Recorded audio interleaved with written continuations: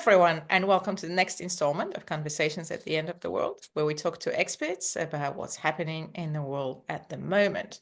My name is Professor Gozdecka, and I work at the Faculty of Law, University of Helsinki. And my guest today is Associate Professor Massimo Fichera, who is working at Faculty of Law, University of Maastricht, and he's a professor in legal philosophy. Welcome, Massimo. Yeah, well, thank you. Great to have you here.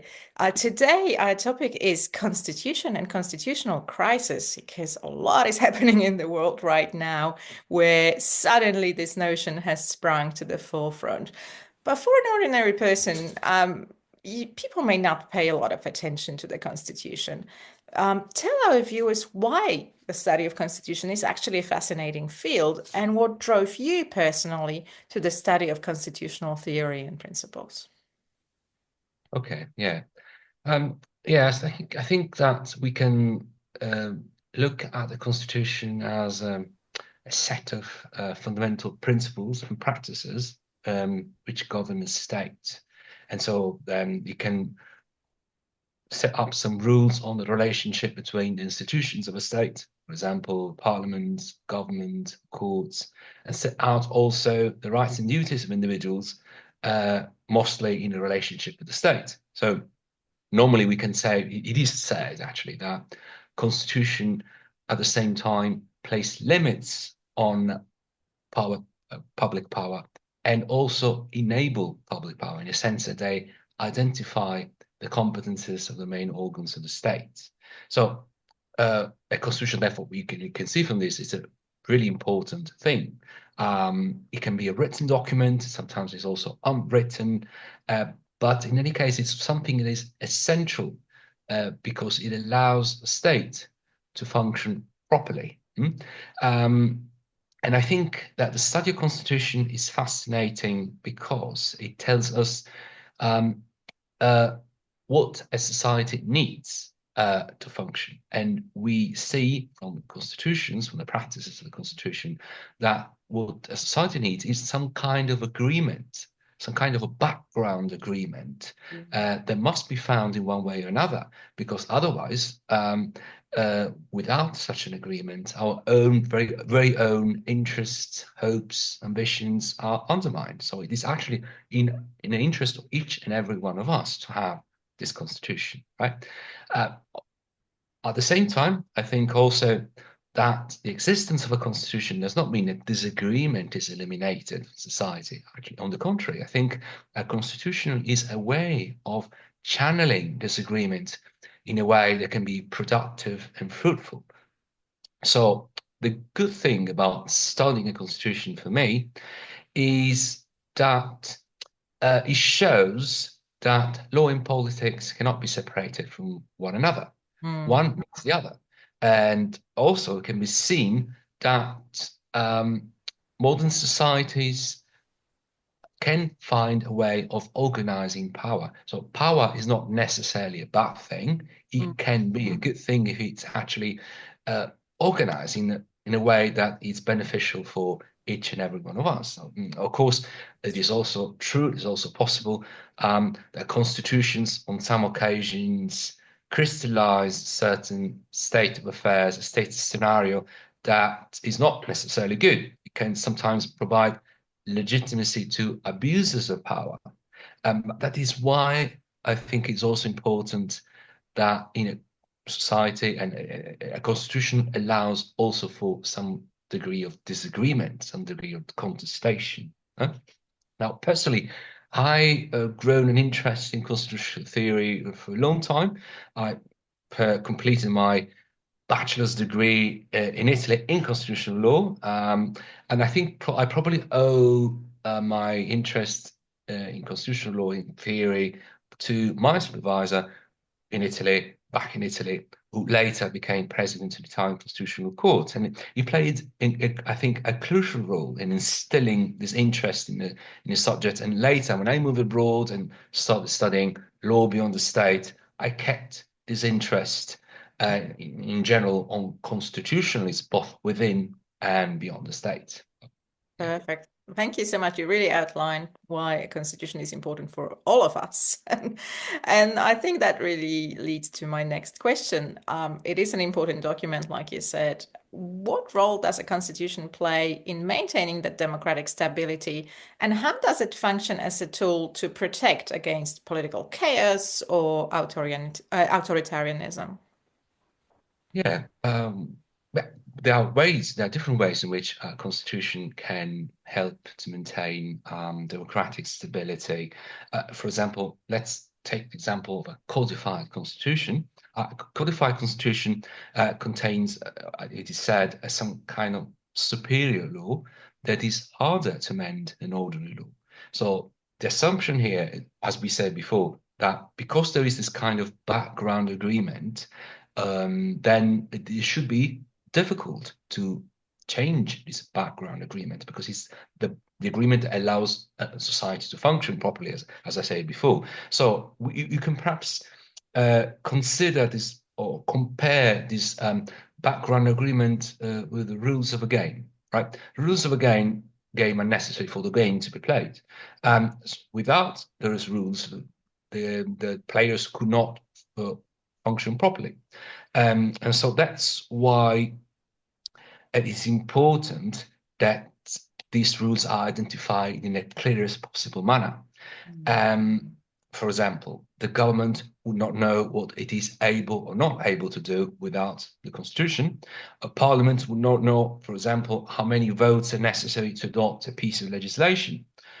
Or just to give another example, a newspaper will not be able to, for example, publish news and claim its own freedom of press. These are just some uh, very simple examples of what it means to have the rules of the game. Right now, when political chaos takes place, or for example, a government shows a tendency to authoritarianism, of course, this can be a serious problem. It's as if one of the players of the game decides all of a sudden not to abide by the rules of the game anymore.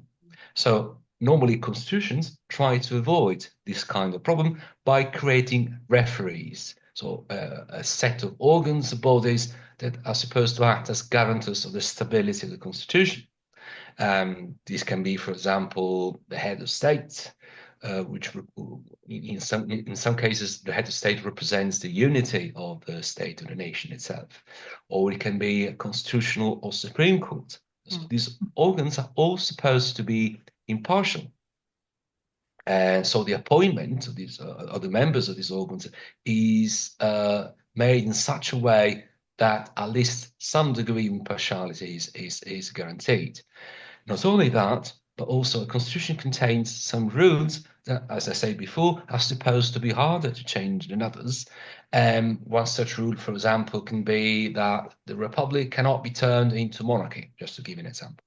Of course, there can be some constitutions which are more rigid than others, meaning which are harder to change than others. But this depends really a lot on the political context. So, yeah. Perfect. I really like the game analogy. I play a lot of board games, so this is such a really simple but effective analogy that tells us why a constitution is important. You can't play a game without knowing the rules. But we know at the moment we're dealing with a lot of turbulent political times. And judges are very frequently under pressure to resolve the political tensions. How should judges and lawmakers navigate these tensions between upholding the Constitution on the one hand and then responding to any urgent political realities? Yeah, well, I think I could start by saying that constitutional change can be achieved in different ways. For example, by adopting a constitutional piece of legislation that amends one or more provision of the Constitution. But this would require, of course, approval by a supermajority in the legislature or referendum, or sometimes both. Now, but what is important to know, I think, is that constitutional change can also be achieved by interpretation or reinterpretation of the constitutional text by the courts. Um, and judicial decisions in this sense can be particularly important. Sometimes, inevitably, revising a constitution or reinterpreting a constitutional provision can be relevant when political, cultural, and social changes in society take place and make it necessary to update the interpretation of a particular provision. But the challenge that I think constitutional or Supreme Courts face in such cases is that their rulings can be so important as to affect policies and individual life choices. But because these decisions have not been taken by popular vote, the criticism can be made is that these decisions are not democratic. But the reality, I think, is that there are some situations, some circumstances in which constitutional Supreme Courts are able to provide a better picture of a certain political need. Because, for example, the judges have a long-term experience of the matter, or because in any case there is more time to reflect on a particular issue. On a number of cases, this is why, in any case, it's important that the directly elected organ, the parliament, is complemented by a not directly elected organ, the constitutional court, and the collaboration between the two can be very effective in interpreting and reinterpreting a constitution. Now, in times of crisis, of course, constitutional interpretation can help settle the meaning of a particularly contested provision or practice. But here again, I think there must be some kind of balance because, on one hand, if the constitution is upheld regardless of the demands of society, the risk is that it becomes undemocratic. Mm. On the other hand, if a constitution responds too easily to the demands of society, then it loses its character of background agreement, which I mentioned before, then becomes prey of the political strategies of the moment, which is not good either. So there always has to be some sort of I would say, rule of thumb that we can rely on to find the right balance. Perfect. You really outlined that, fine balance that needs to be held in interpreting the Constitution. Well, of course, the reality is often very difficult, as we can see in the US at the moment, for example. There are so many issues that are popping up. The Doge cuts, the multiple executive orders that are sometimes directly challenging the Constitution. So much so that some have started talking of a constitutional crisis. What exactly do we mean by a constitutional crisis, and how can such a crisis be recognized in a functioning democracy like the US? And apologies for the dog who keeps making their appearance here. He's Okay. interested in the Constitution. Yes. Well, he wants to take part in the discussion as well. Right. But anyway, yes, constitutional crisis, I think, occur when the constitution fails at its central task, which is that of keeping struggles for power within the legal boundaries of politics, right? Now, for example, uh, much like what I said before, a political leader may decide that he does not longer want to be bound by the constitution, or the constitution does not provide for measures to address a particular emergency or crisis, or again, disputes over the constitution, so disagreement over the constitution becomes so intense that people engage in insurrection or military stages a coup, or secession takes place, or even a civil war breaks out. These are all examples of in different degrees of constitutional crisis. Now, in the United States, experts have actually been talking about constitutional crisis for a long time. This is not to say that the United States has become an authoritarian regime, right? That's certainly not the case, but there are signs that it might be going in that direction. And this is not just an opinion of isolated people.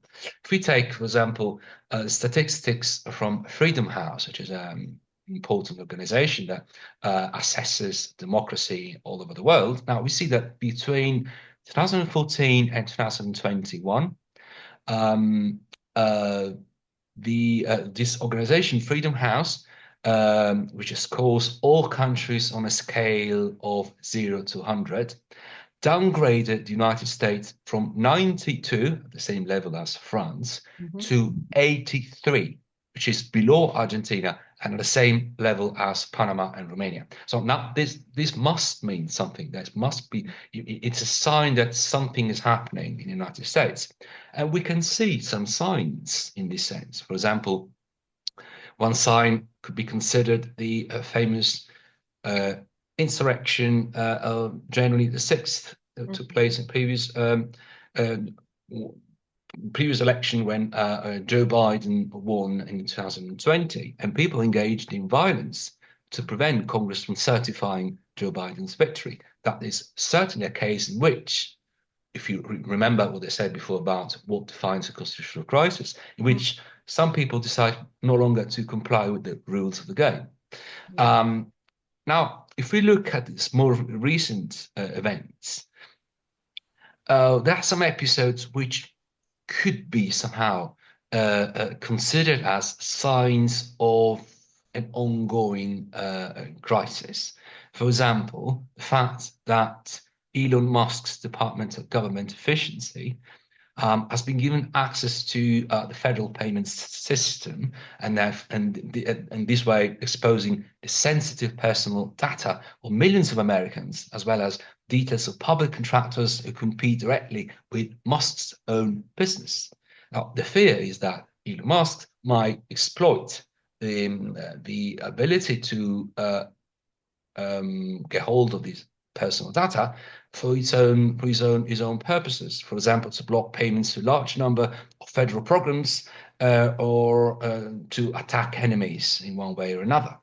Mm. Yeah. Also, I would say different other ways in which a crisis can take place. For example, the incumbent government may deploy the machinery of government itself to punish, harass, or sideline their opponents, and this way entrench themselves in power. Or the incumbent government may capture the referees of the game, right? For example, you may replace professional civil servants with loyalists, with people who are loyal to the party in government. Or it may capture, again, the Supreme Court. And this has actually really happened in the case of the United States, in which we know that there is currently a 6 judges majority of Republican appointees in the Supreme Court, precisely 6-3, and that might be a problem because it might undermine the very independence and impartiality of the referee, or one of the referees of the US constitutional systems. Not to mention, of course, other important signs. For example, the fact that the Nazi salute is being somehow normalized into political life, where some important representatives, or by the fact that, again, Elon Musk has openly intervened in electoral campaigns in UK, Germany, Romania, and other countries by endorsing openly far-right parties, which is, of course, a normal thing to do if you are an individual, an ordinary citizen, but it's not normal if you are actually somehow associated with the US government.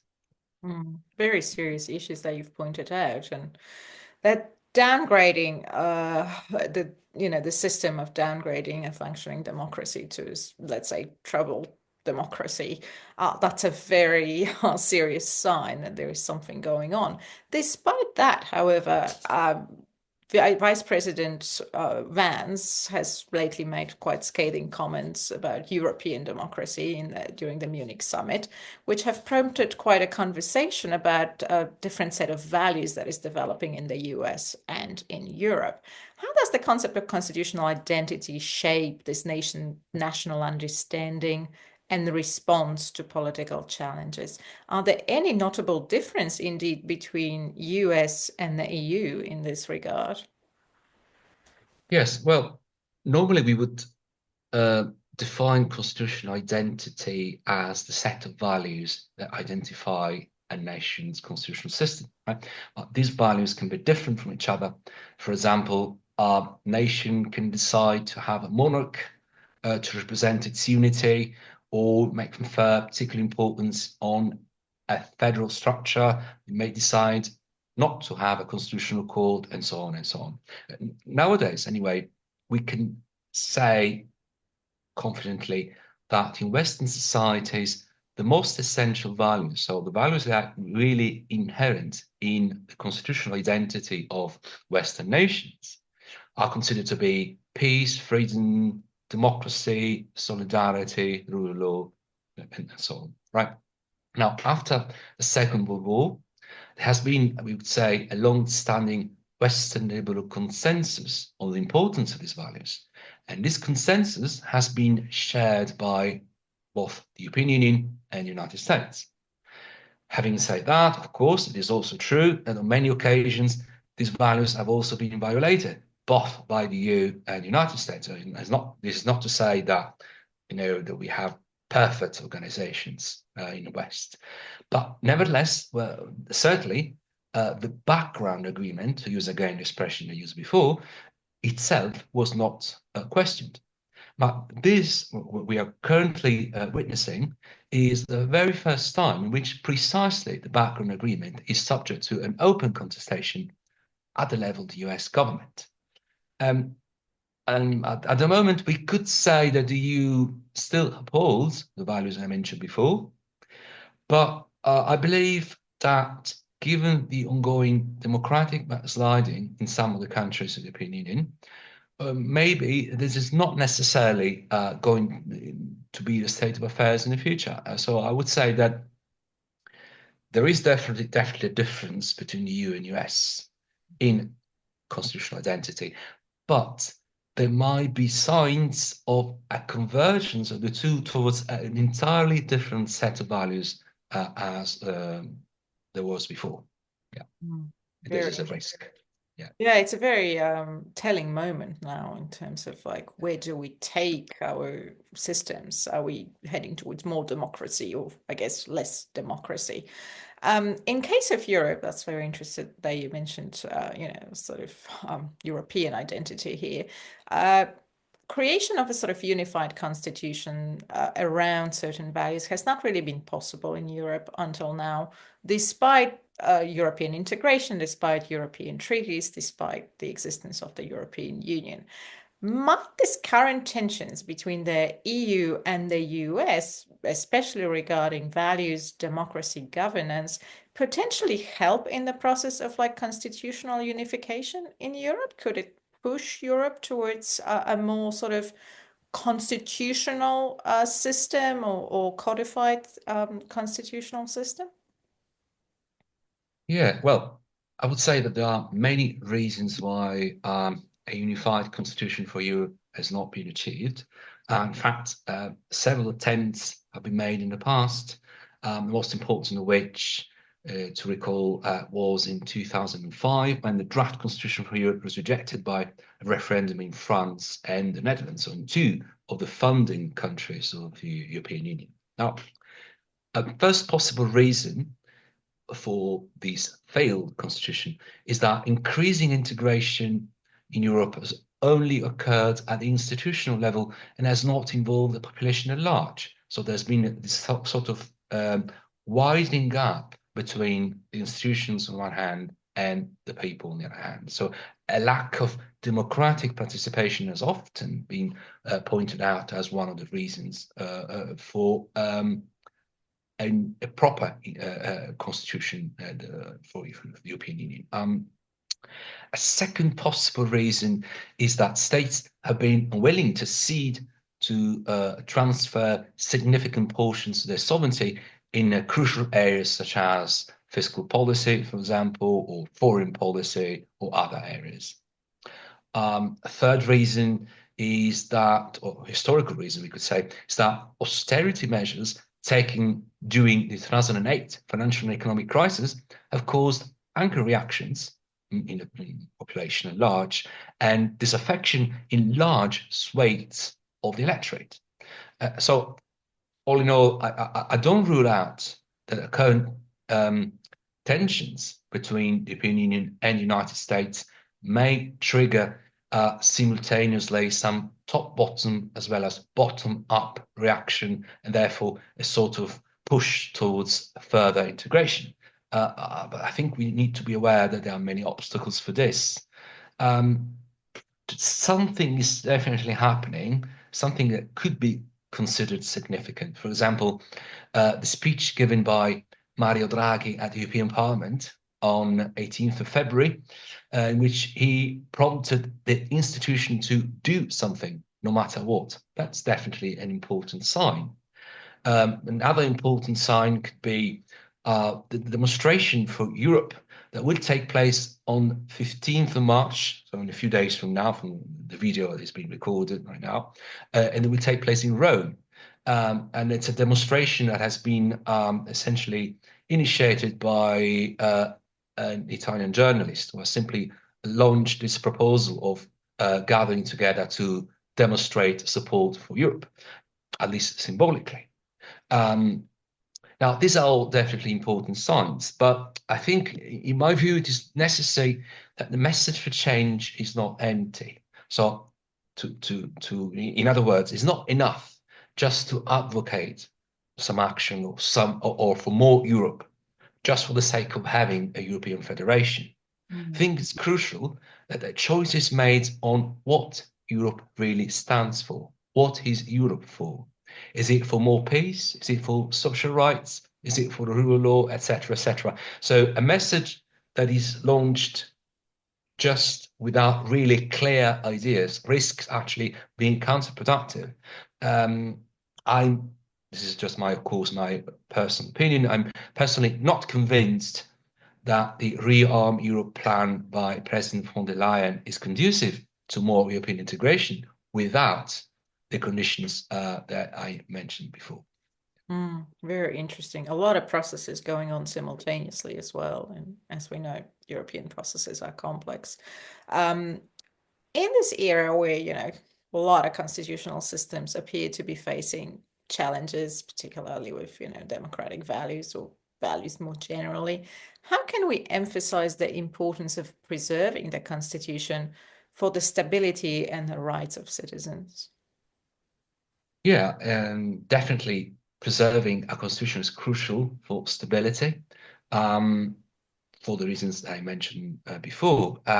Because a stable society, I think, also has the opportunity to be a more equal society, which protects the rights of citizens. Uh, but I think at the same time, it should be pointed out that preserving the constitution just for sake of it is also dangerous. So there are some situations, historical, I would say, social, cultural, in which change is necessary. Um, and leeway for change, therefore, must be available. Uh, but it cannot be, on one hand, change just for the sake of change. And on the other hand, it cannot be a change that is such as to subvert the values of the Enlightenment, which are the values that are at the root of our own modern uh, societies and constitutional systems. I think that change should be allowed as long as that, again, to use the same expression, the background agreement, which is nothing else than the reflection of the values of the Enlightenment, is somehow preserved. Very important. Um, I actually really like the fact that you've emphasized that it needs to be a balance, that sometimes things do need to be changed, but sometimes things need to be preserved. I think what we're striving for at the moment is preservation of at least rights of citizens, and I think that's a value that, regardless of which side you come from, is dear to citizens. So, what actions can be taken? What positive, constructive actions can be taken to uphold those constitutional values that protect rights and the rule of law? Yeah, well, I think that constitutional values and rule of law, democracy and solidarity and all those that I mentioned before, I think can and should be upheld by contrasting the fragmentation of modern societies. Fragmentation is taking place on many levels, and it is in a way also, in my view, facilitated by technology.